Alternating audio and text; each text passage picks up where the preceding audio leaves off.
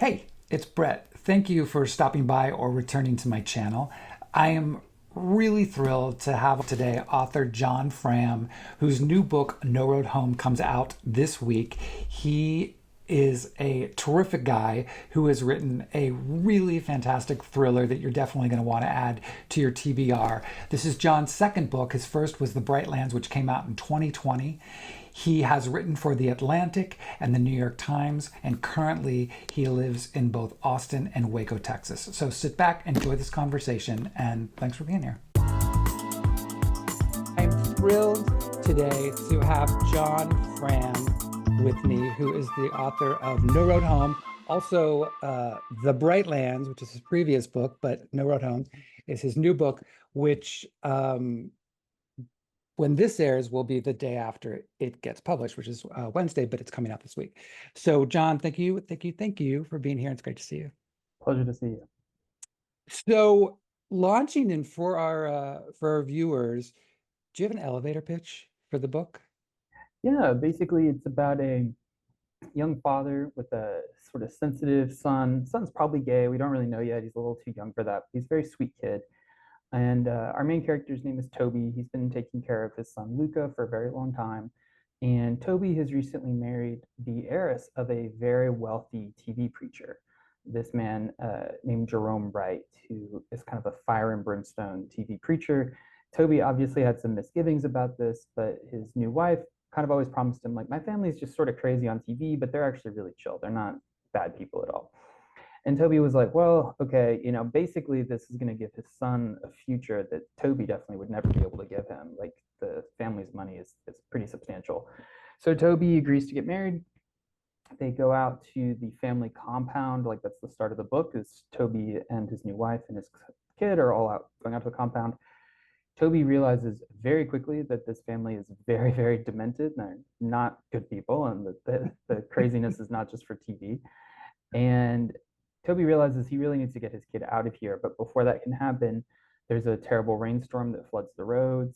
The internet goes down, the family's totally cut off, and the preacher, Jerome, is found murdered on the roof of the house. And Toby pretty quickly realizes that some people in this family might be trying to frame him for that murder. So if he wants to get Luca away from these people, he's going to have to get the hell out of here and figure out who actually killed Jerome. Hmm.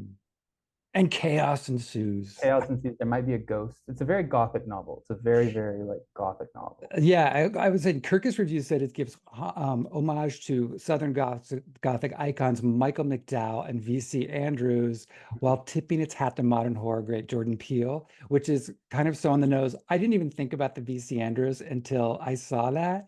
And I was like, oh my God, that Yeah, is it's so very. perfect. That is so. Wait, did you ever read those books? It's really funny. She's one of those authors who just sort of exists by reputation in a lot of ways. Yeah. Like Ira Levin is the same for me. Like I know he's a Yeah. master, but I haven't actually gotten to read any of this stuff, but I feel like I have, right? So Andrews is one of those where I feel like I've read her stuff, but I haven't. I was thinking about this the other day. I was like, no, you actually have never read like Flowers in the Attic or anything. And I feel really weird about it because like that VC Andrews comparison keeps popping up in places, and it's obviously very flattering, but you're also just like you feel kind of like one of those dreams where it's like you're suddenly having to take a test and you didn't prepare for it. It Right, has right, that right. same kind of energy. You're like, I have no idea what to do with this compliment because I'm not that acquainted with the work, even though I'm sure I'm missing out. Well, here's the thing. Like, I think if you were a child of the 80s, which I was, those books were like manna from heaven. Mm. And, it, it was one of the first times I had ever read a book where they had the paperbacks had one of those windows in the Oh, front page. So you'd open it up. And so there'd be like one picture of someone you'd open up, it would reveal the whole portrait. But there are very specific things in that book that relate to your book, which I think is what's pulling the comparison, which I'm not going to get into because I don't want to spoil anything. Um, but you might want to, at some point, rather than read it, watch the television movie version of it. And that will give you some really good chuckles with Heather Graham. Uh, oh, yeah. So look that up. I think it was on Lifetime, like when Lifetime was trying to rebrand itself, and suddenly they were like Flowers in the Attic. Um, so It's totally fun and totally worth watching to get some yucks.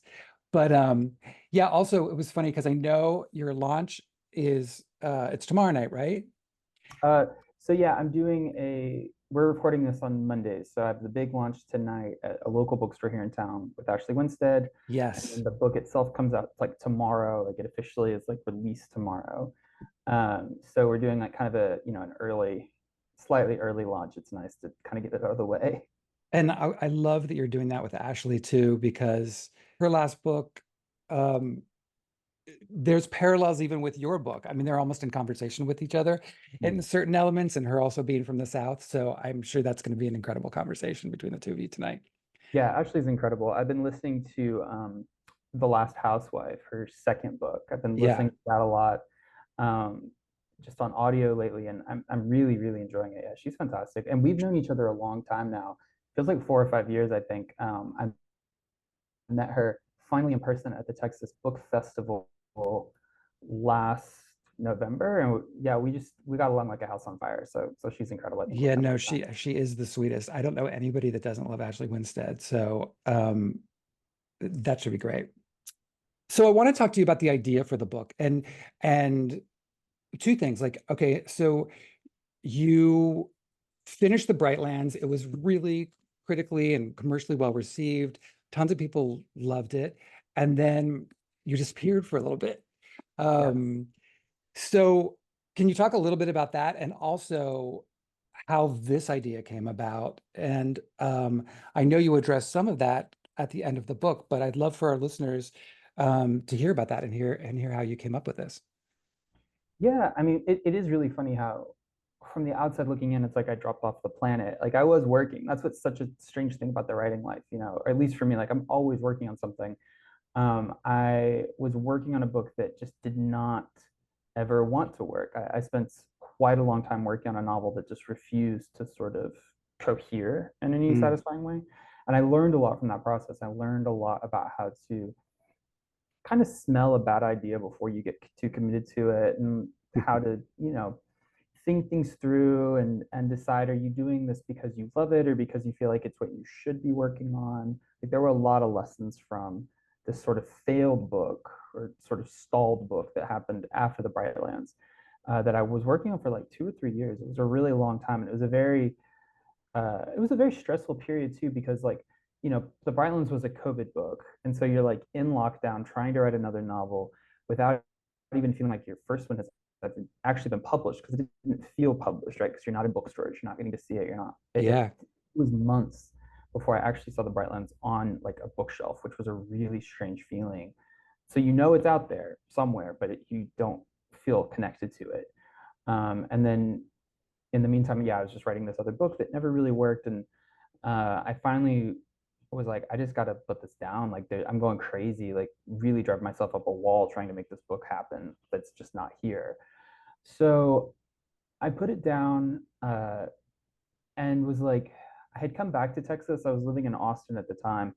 And then I was like, the other downside of the writing life is like, if you burn through all your book money, you've got no money. So I had to basically go back, and I was with my parents for a little bit just to kind of like get back on my feet, which was a strange experience. It was very humbling, but it's also really interesting to live with your parents again as an adult, because you can sort of see them as people in a way that I don't think you can as a kid, right? Like I don't Mm, think you mm, can, mhm. or even as like a teenager or a young adult. Like when I was in my early 20s, uh, you still kind of you're holding on to a lot of shit from your childhood, good and bad, right? You're holding on to all this stuff. So for me, what was great was being able to like reacquaint myself with my folks, as they've gotten older and I've gotten older. And in the process, I realized just how great they were. Like they're both really great people. And what struck me was that my dad is a very hard worker. He's a very loving man. He's just a very dedicated person who just keeps getting up and going to work, and providing for the family and all this stuff. And I was like, where are the men like this in the gothic fiction? You know what I mean? The father figure is so often a subject of suspicion or guilt, right? And like so much of the gothic tradition, like you were describing with BC Andrews and with some of these others, we very much was about subverting the role of the father in the family, right? Like Mhm, that was a mhm. common trope, and that was worthwhile exploring. And this isn't me saying like, oh, fiction's gone woke or something, but like you're allowed to criticize these things. But I was also like, where are the good fathers? Like, where can I find a father-son relationship that speaks to me within this dark gothic narrative, this genre that I was really drawn to? Um, and so Toby and Lucas sort of sprang up out of that very quickly. Like their dynamic happened kind of in one of those weird flashes of inspiration where you just like I suddenly saw them and I saw the predicament that I could put them in. And I had always wanted to write a novel where the last line kind of flips the book on its head. Like I wanted to write like a gothic Agatha Christie twisty mystery. And so I had Toby and Luca, like these two characters, and I was like, this is such a good dynamic. And then I remembered that this premise I had wanted to do, not even with the plot attached to it, just the mood that I wanted to end the book with. And I was like, oh, I can put these two together and make something really interesting. And that's more or less how it happened. That's amazing. And yeah, that's one of the things I wanted to ask you is in construction, I was always so curious if you knew where you were going to end up and worked backwards in a way, or it revealed itself to you as you went along. Um, this one, so I didn't do a formal outline. I really don't like doing big outlines. I had to do it with a more recent project and actually found that a real struggle to kind of get back into the book because I found that once the outline was done and I'd sort of figured it out, I wasn't that engaged with it anymore. And it took a while to kind of get re-excited for a book. So I'm grateful with No Road Home. I just write a really fast first draft. That's like kind of the goal, with a couple scenes in mind. Like I had a few scenes um, from basically the kind of like the big set pieces in each act. I typically write where I have like, there's the smaller scenes, but I like to do a couple big set pieces in every book where all the characters are on the stage, so to speak, and you can sort of see everything happening. And one of them is like, it's not really a spoiler in this one. When the body is discovered, it's discovered because like this sort of rainwater full of blood is like dripping from a leaky skylight and like hitting this white birthday cake. And I'd had that image in my head almost from the Mm. minute the book got going. And I was like, that's this powerful charged moment. And then I had some stuff later in the book. And that last twist, that last line, it was more about a mood, but I want to say I had it mostly figured out because by the time you start writing the book, typically the rest of it's filling itself in really quickly, even if you're not necessarily consciously aware of it, or it does for me. So I did figure it out reasonably fast. I was like, oh, okay, I think the last line is going to be this. Does that make sense? And then you kind of mull it over for a few days, and then you're like, okay, yeah, I think we can shoot for that. And once I have that in my head, the rest of it's really easy. It's just about getting from these big moments, tying them together in a satisfying way, making sure all the characters' motivations stay um, believable and moving as much as you can, and then yeah, just getting there as fast as possible, basically. Yeah. So, like you said, the book takes place at this kind of estate of this family that it's called Two Creeks Ministries. Um, and it's a very large extended family, all of whom seem to have their own motivations, all of whom seem to have their own secrets behind them. Um, and they're great characters because you honestly don't know who's on the up and up, who to trust, who not to trust, which is amazing because you're seeing so much of this through Toby's eyes of like, I don't know what's going on here. Was there a particular character you liked writing more than the others when you were going through it? um, yeah, there were a couple. The highlight for me was definitely there are these two siblings who work for the family, even though they're not really acknowledged as being part of the family. They're Marie and Julian. They're kind Mm, of like the housekeepers, basically, and it's established pretty quickly that they're like very distant relations, and they're also mixed race, which is probably why the family doesn't accept them. And so they're literally working for these people, and they don't get a part of this estate. Like they have no share in all this money, but they're there anyway. And I found not to spoil, but Julian has some really interesting moments near the end of the book where we start to see sides of him that it kind of surprised me. I knew I needed to have a scene from his perspective because he was integral mm. to the plot, but I didn't know what that was going to look like until I got there. And those his scenes, and then there's scenes with the guy who's basically the main antagonist, I would say, which is Richard, which is Toby's brother-in-law. Is a very, very dangerous man. They were kind of like two sides of the same coin for me in this interesting way, where both of their chapters uh, really just kind of, it's those magical kind of highs that a writer talks about where it just writes itself. Like those were the ones where like their voices were super easy. It was like they were right here and you just tap into it and just would go. And I had to cut so much out because they just were talking so much, so to speak. You feel like a psychic or something, like they just wouldn't shut up. So I had to actually pare their stuff back quite a bit because their voices were so fun to write. Even though some of the stuff they were saying was pretty dark, like they they were just really satisfying to explore those two characters and Hmm. watch them sort of bounce off of each other. And I'm curious, were you raised in a conservative family, like a religious conservative family? Yeah, my family has, uh, I think they've kind of modulated a bit, like a lot of people have, but definitely, you remember the early 2000s, they were pretty wild. Like there was a huge sort of conservative wave swept through the country in a lot of ways. And we were Kind of definitely like part of now. that. Yeah, who would have thought? I mean, the good thing is that now it feels much more like a minority. Back in the early 2000s, like it very much was like it felt very all encompassing in a lot of ways. Like you had the George W. Bush presidency and like the sort of Christian right sort of was starting to assert itself. And there were just a lot of like big evangelical churches making waves. And yeah, I definitely grew up in a pretty conservative like Southern Baptist climate. Isn't the Crystal Cathedral, isn't that in Texas? Am I wrong? Yeah, it's in Houston, I want to say. I remember weirdly, either with my family, because I grew up in a very conservative, I say it's very conservative, but it was Presbyterian. So it was kind of, waspy conservative, but still pretty conservative, and especially conservative for like when I came out to my family, when I began to like go through that process, that was a big deal. But I don't know if you found that as well. But I went to church camp every year, and where you'd have uh, devotions in the evening and Bible study in the morning, and I kind of loved that. I loved that element of it. I loved the storytelling, and I went with a group of friends from my church these kids that I kind of grew up with.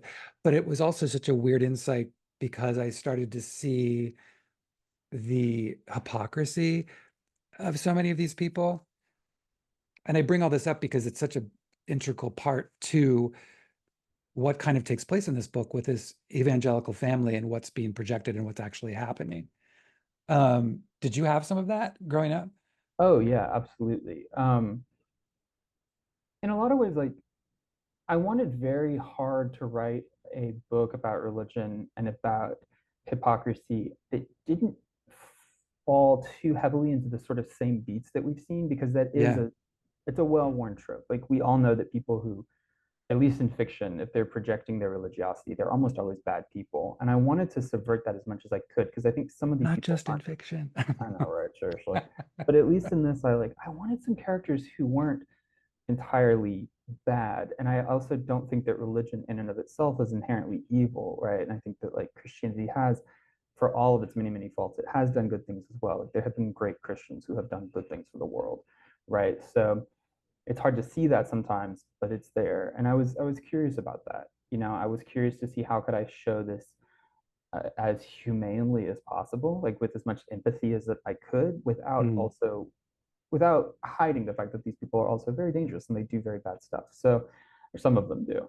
Uh, and I think, yeah, a lot of that was rooted in coming up in the church where you have a lot of baggage, or I have a lot of baggage for sure, of like you absorb all sorts of things, not just homophobia, although that's definitely there, but you absorb just bunches of stuff like there's a lot of casual racism that's sort of under the surface. There's a lot of misogyny that's under the surface. All yeah. this stuff that you have to kind of unpack and witness in yourself and be like, oh wow, like that's been there for that.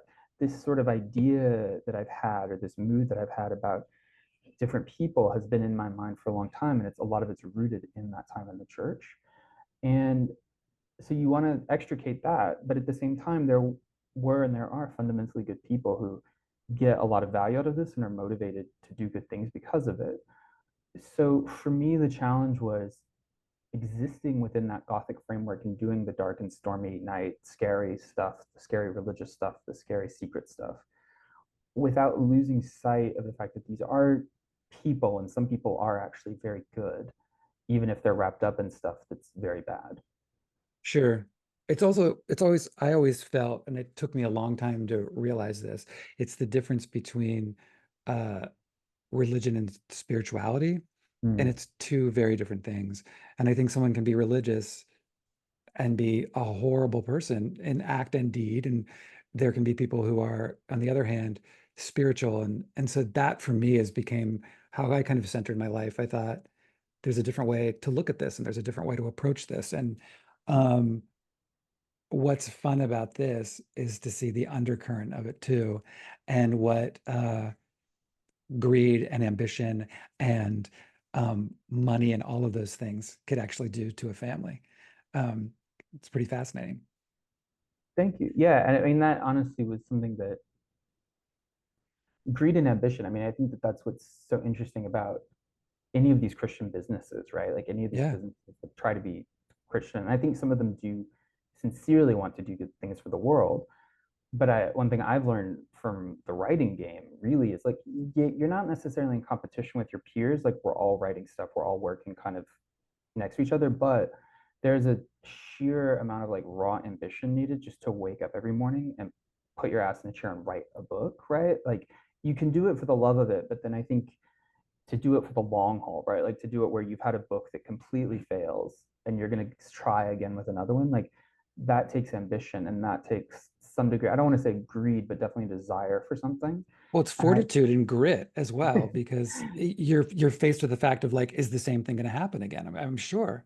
yeah, it was rough. It was really rough. But I wondered when I was writing this, had kind of learned enough about running a business, so to speak, or at least running Mm. like an enterprise that you're trying to put together. I'm like, I don't know how I would square this with the gospel sometimes. Not that I'm out here cutting people's throats and hurting them, but it's just like Jesus, yeah, Jesus was a pretty chill guy who didn't really think highly of rich people and about acquisition and about all these sort of fundamental capitalist principles that, for better or for worse, we're often stuck having to engage with. And I was like, man, this is really interesting. I don't know how you could do a genuinely ambitious, like multi-million dollar business while retaining Christ's values because they do after a while start to seem fundamentally opposed to each other. And that Sure. really interested me as I was working on this book. I also, though, in line with that as well, and why I think the book is so relevant is this whole Christian nationalism rise right now and kind of what's happening with the Project 25, all of the things that are coming out in that. Um, and so I was reading a lot of this and thinking, oh my God, this couldn't be coming out at the most perfect time right now because of all that. Which felt really weird, honestly, because Rylands was very much like Trump in Texas and like MAGA and the damage of that mindset. This one was very much a Biden book in the sense that I was like, thank God the Trump presidency is in the rearview mirror, not realize because at the time his polls were in the negatives, right? Like even the Yeah, Republicans didn't want him, and the Republican donor class didn't want him, and I was like, okay, what lessons have we learned from this debacle? It wasn't necessarily like a consciously political novel, but it it wasn't conscious of the way that we are starting to target trans kids and starting to target queer kids in the way that the religious right is suddenly very ascendant. Like that all kind of came as a surprise to me after the book sold. It was a really weird experience. And that is something where I'm not particularly like superstitious or a big proponent of the supernatural, but I do think that writers can sometimes type into some kind of like zeitgeist situation or like feel something in the air that maybe isn't completely obvious yet, because you do have these moments where you'll work on something and it will suddenly feel very apropos years after it's done. And that was yeah, definitely a weird experience. Like we were starting the publicity cycle for this right around the time Trump was clinching the nomination. And I was like, oh, Jesus, like we're going back into this mode. And this book, yeah, it speaks to a lot of these subjects in a way that I never intended it to, if that makes sense. yeah. I just think it's also interesting that you just said you're not a proponent of the supernatural, and yet Yeah. you're diving into it with each of your stories. Um, Hmm. That were is actually a good you question. Yeah. what what what for you makes a good thriller? Or what makes a good supernatural novel for you? I think it's got to be credulous, right? Like um, it's got to do two things that are really tricky in fiction. It has to feel mysterious and otherworldly and out of Mm, the normal life, but it also needs to follow some sort of comprehensible rule, like some sort of comprehensible like inner structure, so that the reader can latch onto it. Because if the reader is completely at a loss, like if the stuff at work is completely unpredictable, at least for me, I find that very boring because I need to have some concept of where this could be going. I want to be wrong, but I want to be able to guess sort of where we're going with this. And the danger with supernatural stuff is that if it's too out there and if it's too strange, the reader just feels lost. They don't feel like they're collaborating on the story. So that's probably one of my big hmm. ones is it needs to pull off this weird trick of feeling both uniquely weird and fundamentally uh, it needs to have rules. It needs to have a rule that you can kind of latch onto. And then the writer still needs to be able to play with those rules a lot. Um, and then in terms of like what makes a good thriller, I think that for me, like all good fiction, it's just characters doing their best in a bad situation, right? Like that's to me like my guiding kind of principle is I want my protagonists to just be people doing their best. They're not superhuman. They're not James Bond. They're tough people. They're stronger than they know. And they're just in a bad situation. And then if you can just keep ramping up the pressure on them for about 350 pages, you'll have a good thriller by the end of that. Were you always a reader? Yeah, it's really funny. Um, my dad tells the story all the time that when my mom was pregnant with me, he like would pray not that I would be like healthy or a boy or a girl or do this or do that. All he wanted was that I be a reader, which I've always found really Wow. interesting. Yeah, really touching, honestly. And it worked. It definitely worked. I grew And up in a but household. neither of your parents were in education or anything like that. My dad was a optometrist and my mom taught at a local college. So Okay. we had bookcases in like every room basically. So even if I wasn't reading all of them, I definitely remember seeing V.C. Andrews, and I remember seeing a lot of those. I remember seeing a lot of those portrait paperbacks that you were describing, Yeah. because they both had really broad reading tastes. And my mom really loves thrillers, so I grew up with like all the greats, like Robert Ludlum, Len Dayton, all those great kind of spy masters, and then I started to creep in more of the British ladies like P.D. James and Ruth Rendell and all of them. Have your parents read your books? They have uh, my mom read The Brightlands, which has a very shocking ending. I don't know if I would write that ending the same way now. I probably would, but I feel like The Brightlands is very much the kind of punk rock novel that I'll always look back Sure. on fondly.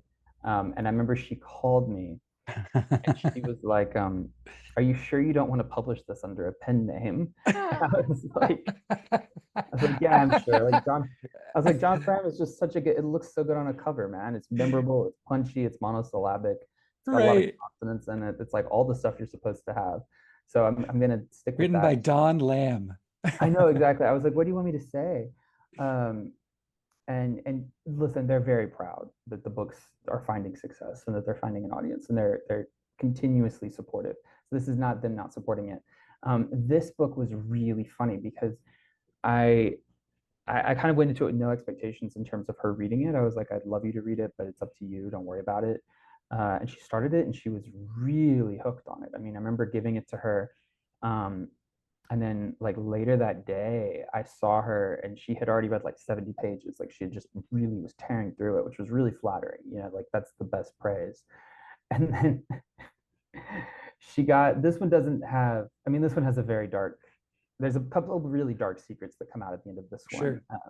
And there was definitely this moment where she like, I was still living with them at the time, and she came into the living room where I was hanging out and like really indignant. She was not happy. And then I was like, I was like, can you give it just 20 more pages? Because you're at the worst part, like you're at the darkest part of this book. Can you give it 20 more pages? And she came back in I think later that night, like she put it down for a bit and then came back to it. And then she was like, okay, yeah, this is really, really good. I really enjoyed this. And I was like, Oh, I'm I glad love we that. got through that. Um, but but yeah, no, they're actually really excited for the audiobook for this one. They're big audiobook people. And Simon and Schuster went all out on the audiobook. It's got like a 3-person cast. So I'm Oh, amazing. yeah, I'm super excited to read that or to hear that. And like I know they like that's how they will be probably enjoying it. My mom hasn't read it. It had like some substantial rewrites once it got bought by Atria, my publisher. So she hasn't read that part. So she wants to read it again. And they're very curious how this like 3-person cast is going to go. They're the people, whenever I get audiobook, like when you're a writer, your publisher will send you voice actors and they'll be like, Yeah. we're thinking about these people. What do you think? And so I always send that to my parents because I don't really know audiobooks well enough to know like what would be a good fit. So I always send it to them, and they were so sweet. They sent me back like full paragraphs on like each of the samples of like what they thought their strengths and weaknesses were for this, because like there were quite a few names to listen to, and I didn't have time, and they were really cool about that. Do you think you'll ever go back to that book that you couldn't get through? You know, it's so funny. For a long time, I had to just put it out of my mind because it was very traumatizing. To be completely honest with you, it was a Yeah. very, very hard experience. I feel like I can. It was like a child in a lot of ways. It felt like Uh-huh. something lost, and so that was a hard thing to have to let that go.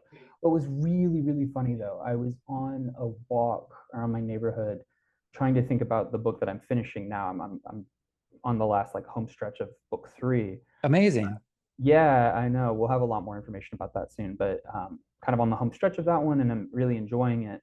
And it also went through a really hard kind of middle section where I was like, oh God, it's happening again. Like it's falling apart in the middle. And thankfully, this one I was able to pull it together. But I was on a long walk thinking about it, trying just to focus on this book and sort out like a plot problem that was bothering me. And I remember it really distinctly. I like took a step, and the second book, the sort of failed book, just sort of plopped into my lap with a a completely new main character, like this Mm, character who just sort of came out of nowhere almost, just like plopped into my lap, and it completely rebalanced the book for me. And I realized how to reframe it. I realized how to restructure it. All of this stuff because like your subconscious is always working on these things. I'm really convinced of that. Like even if you're not aware of it, it's always the again King. He has a great metaphor in Bag of Bones. He calls it the boys in the basement. This main character is mm, the writer of that book, and he says that basically like if he knows he has a problem coming up in a book, he's going to send a work order down to the boys in the basement, and they'll move some stuff around and they'll figure it out for him, and then interesting. he'll check in a few days and see if they've made any progress. And this was weird because I was trying very consciously to work out a different book, and then so a side character from another project that I had never really explored this character. It just reminded me of her somehow, and I was like, she would be the perfect protagonist for that other novel that failed. And I was like, yeah, let's do it. So I think that's going to be sometime in the nearish future. I don't know. I'm like 5. I've got like literally 3 books in the queue right now, so I'll have to work it in at some point. That's amazing. Do you find, and I love hearing that because I'm feeling if something's blocked you, it's great to know that that's what I was going to say. Do you feel this? I was going to use a really crude term, almost like constipation, and Oh suddenly no, it's you're usual. able to, all of a sudden it flows up all these creative stuff that's coming out, which just seems like what's happened, which is amazing. Yeah, I mean, it honestly feels more, it's almost like a clogged artery or something. You realize Yeah, that there's something that's really been choking you up in a big way to feel that suddenly cleared. And there's also just there's something about the writing process, not to be crude, but it is a very addictive cycle. Like the high sure. of writing a book, especially of the high of starting a book, there's like this first week or two where it's like the sky is the limit and anything can happen, and it's this beautiful feeling. Then there's a long stretch of work, and then if you can start landing the plane, so to speak. Like earlier today, I was working on, like I said, on the last like 100 or so pages of a new project, and it's the draft that I'm going to be sending to my agent, to my editor, which is always really, that's when it starts to feel real, is when it's going to leave Mhm. your office, right? Like it's about to leave the house. Um, and I got really choked up working on it. Like the scene really worked, and I was like, this feeling it's the best feeling in the world. It really is. Mm. Like it's the reason that I've built my entire life around doing this, whether it makes me money or not. It's like the pleasure of this moment where I can just have this character have this realization that it's a distillation of something that I had to figure out for myself a couple years ago. To see it put down on paper, it made it feel more pure and more valid and more exciting than when I had that feeling 2 years ago. That moment and that the high that it gives you is, I mean, it really kind of it screwed the rest of the day's work, because then once that scene was done, I was like, nothing is going to compare to this. I'm just going to call it a day. But that satisfaction, I wouldn't have gotten that if not for the year of hard, sweaty work to get to that moment. You know what I mean? But Sure. you're chasing that high. You're always chasing that high. And the beauty too of being a writer who's also been published and now published twice. And now you're on the crest of this wave starting with this book. And it's got to be an incredible experience now because you do get to go to the events. You do get to see your readers. You do get to connect in a way that you didn't get to do it before. And I think that's going to be just such an incredible experience for you. Thank you. And it's a huge relief to no longer be a debut writer. You know, like there's Yeah, all of this luster on you when you're a debut writer. People are curious about you. But to no longer have to write a second book, now it feels like a career in a really nice way. sure. For And I better or have to for say, worse. yeah. And I have to say, like, I love the Brightlands, but I liked this even more. I really did. And I get what you were saying in regards to your mom with stuff with the Brightlands and being that kind of punk, I think you said. But I feel like No Road Home to me, it gets dark, absolutely. But I also feel like it's very accessible to a wide audience, you know? And there's nothing that I think like, oh, we're going to give 100 trigger warnings for this. Um, Yeah. where Brightlands, I might have done to some people, well, there's a couple things. Yeah. Brightlands is a very hard R. I mean, I guess this would be an R-rated film as well, but I mean, the Brightlands is like a hard R. You know what I Sure. mean? And like Depending on how things were shot, you can get away with PG-13 with this. yeah, exactly. I think like the subject matter, yeah, exactly. I feel like you could get away with it for sure. Thank you. It felt like a more mature novel in a really good way. You know, it felt like a, not that I'm by any stretch like a master of the form, and that seems to also be like the death knell. Like that's one thing that's cool. Speaking of King and some of these other writers who've been doing this for a long time, the ones who have stayed relevant are the ones who treat every book like it's a new book, right? They Yeah. treat.